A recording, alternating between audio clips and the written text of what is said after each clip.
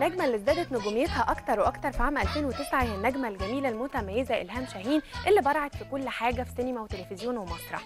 والسنة دي كانت سنة إلهام شاهين بجد، لأنها قدمت أول تجربة إنتاجية ليها في خلطة فوزية، حصدت من خلالها 6 جوائز وطافت بيها العديد من المهرجانات. كمان قدمت لنا 1-0 مع كاملة أبو ذكري، وكانت حصدت فيه برضو 5 جوائز أحسن ممثلة وحاجات كتيرة كمان أسامة هيقول لنا عليها.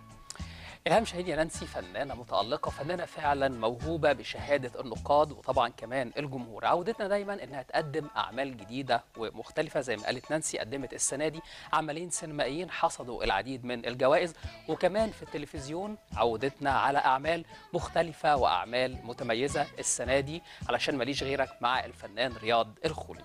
إلهام شاهين بنتمنى منها أو بنستنى منها دايما أعمال زي اللي اتكلمنا عنها، أعمال متميزة وأعمال متنوعة وأعمال مختلفة. نروح مع بعض دلوقتي ونشوف قالت لنا إيه.